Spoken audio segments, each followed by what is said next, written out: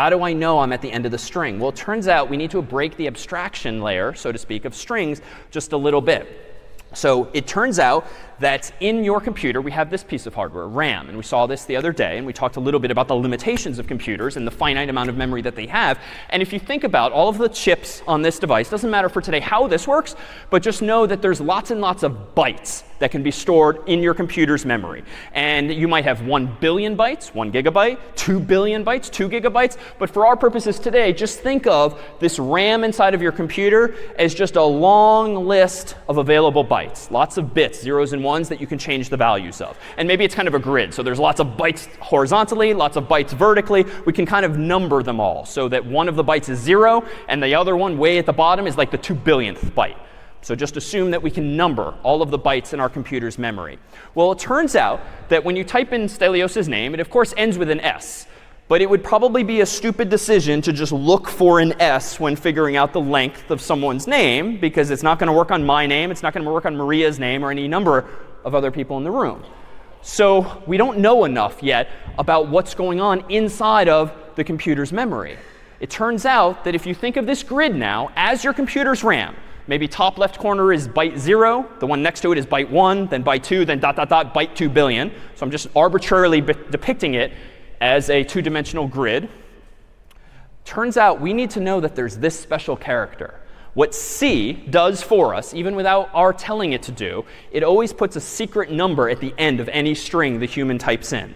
It's specifically represented as \0, but that's just the special way, like \n is special, of saying that is 8 0 bits altogether. It's a special value 0. And so now that we have this so-called sentinel value, if you will, sentinel value means this is just special. The human can't really type this. Like I can't actually type all 0 bits easily on my keyboard, because honestly, even if you hit the number 0, that is technically the character 0, because it turns out even numbers on your keyboard map to different integers. But more on that another time. So 0, 0, 0, 0, 0, 0, 0, 0 as bits are what that is. And so if I write a program that calls getString multiple times, and Stelios is the first one to type in his name, it might end up in memory looking like this. But then suppose one other person types in their name, like Maria, her name is just going to fit in the next available memory, but also be null terminated, so to speak. The sentinel value is also called null, N-U-L, but that's just all zeros. And then if someone else types in his or her name, it's still going to fit in there. So Zamila, for instance, it wraps around, but again, this is an arbitrary artist's rendition of my computer's memory, ZAMYLA \0, and I can keep typing in names until I'm just out of memory. At that point, like the program's going to crash, or I'm going to have an if condition that says too many things in memory. Something's going to have to stop at that point. So what this means for my implementation ultimately is the following. I can now go ahead here and change this silly English to the following. While the nth character of the string does not equal quote unquote \0. And I'm using single quotes this time, because recall from last time that we use single quotes anytime we talk about single characters. We use double quotes anytime we're talking about strings. And even though S is a string, S bracket n is the nth, or ith, doesn't matter what letter we use, the nth character. So that's a character, and so we now need to use single quotes. So this is really just doing the following. It's initializing n to 0, and then it's looking in memory, and it's saying, is this \0? If not, increment n by 1. Is this \0? No, no, no, no, damn it, no, no, yes. And at that point, I have 7 fingers up, or n is storing the value 7. That's what my program is going to print out. So now we have a complete program that counts the number of characters in a string. I don't need this program because Sterling exists as a function, but it's now a capability to which I have access. Any questions then on what a string really is underneath the hood as this sequence of characters with a special null character at the end? Yeah?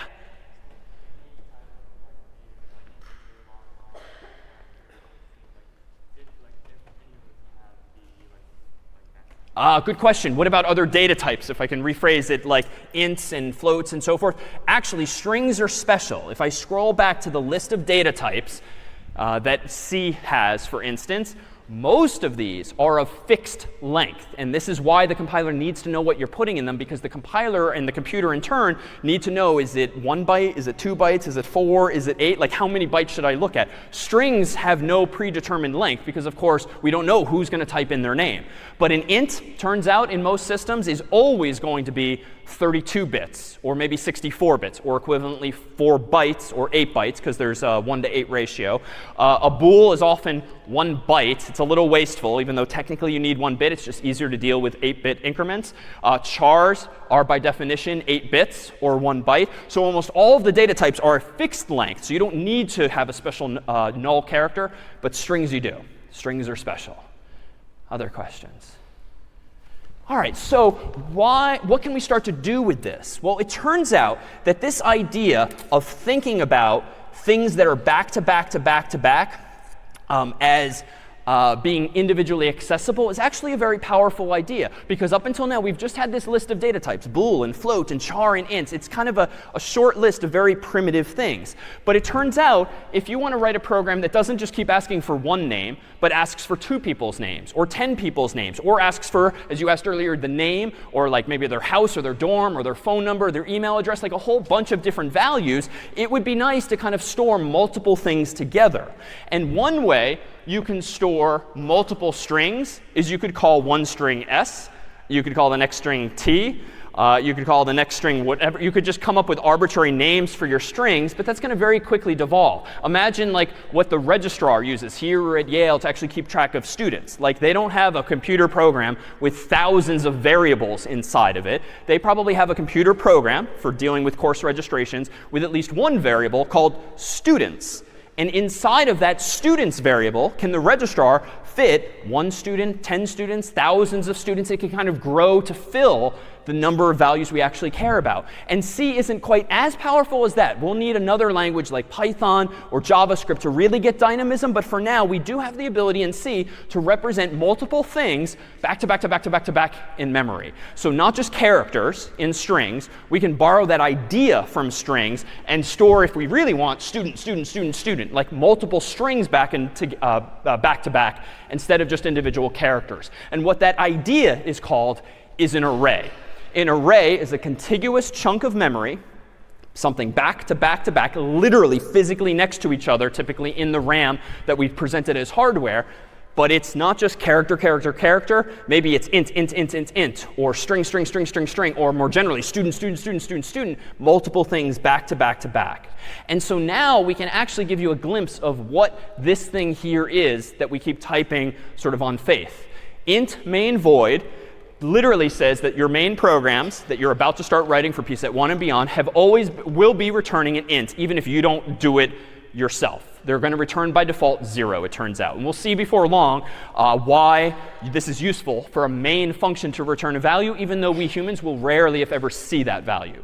But it is interesting to note that main can take input, and not input in the sense of get int and get string and so forth. You can actually provide your program with input at the so-called command line. Like, all this time, I've been typing /Mario0, /Mario1, and no words after that. And yet, we've shown you Clang already, the compiler itself, which can take in like -O and then -L CS50, like all of these additional keywords that somehow influence its behavior. So wouldn't it be nice if I could write a program where I don't prompt the user eventually for his or her name. Let me just let them type their name at the command line and hit enter once and be done with it. Just like Clang is just one long command and you're done with it. There's no prompts. Well, we can do this if we change void to this. And it's a mouthful, but there is an alternative version of main that does not just take 0 arguments. That's what the keyword void all this time has meant. It just means main takes no input by default. You have to prompt the user explicitly with get int or get string or whatever.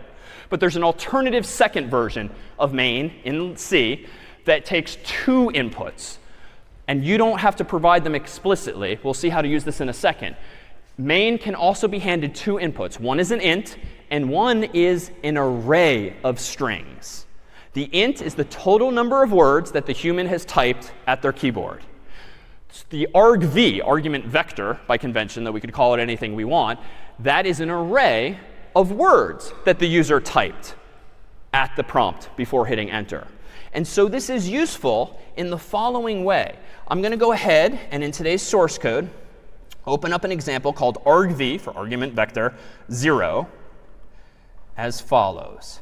In argv0, there's not all that much going on. And if you at least kind of take on faith the concept here, you can perhaps infer what's going on. So I've changed what main looks like on line 6, the signature of main, so to speak.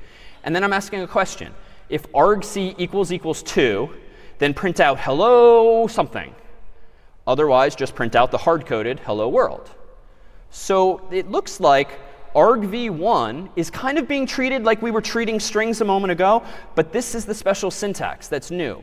If you use square brackets like this, like I've done, with no numbers inside, that's like telling the computer, hey, computer, this variable argv is going to be an array of some length of strings. Why strings? Because string is the word immediately to the left. String argv0, open bracket, close bracket. Now, I don't know how the strings are going to get in there. The computer is going to do that for me, but it gives me this capability. Let me go ahead and compile this program as follows. Make argv0 /argv0 hello world. Uninteresting. But if I now type in my name at the prompt and hit enter, now it's dynamic. So what must this mean? Even if the syntax is a little new, we can kind of infer now what this must be doing. argc happens to stand for argument count. So argc equaling 2 apparently implies that the human typed 2 words at the prompt, the name of the program and then whatever else he or she typed. Meanwhile, argv, argument vector, is the variable that you can use to go get the first word or the second word, or if there are more, the third and fourth words. In fact, if I kind of change this manually, what should probably be, by that logic, in argv0? Yeah, like the name of the program, right? So let me see. So make argv0 /argv0 David. Hello, OK. I mean, it's stupid looking, but that's all I'm doing. I could be a little bold and say, what is in the 100th location of this array, or list, as you can also think of it?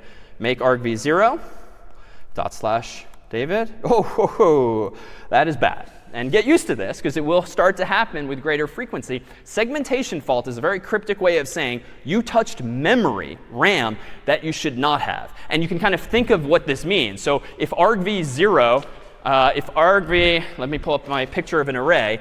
If my array looks like this, and argv0 is here, and that was safe to print, and argv1 is here, that was safe to print, it was my name, and argv, what did I do, 100, it's like way over here. I don't know what's over here, and indeed, touching that memory was very bad, like the program crashed. And segmentation fault is an allusion to how computers lay out memory. You've got like a segment of memory here, a segment of memory here, a segment of memory here. Segmentation fault means you touched a chunk of memory that was not yours to use, to change, or to even view.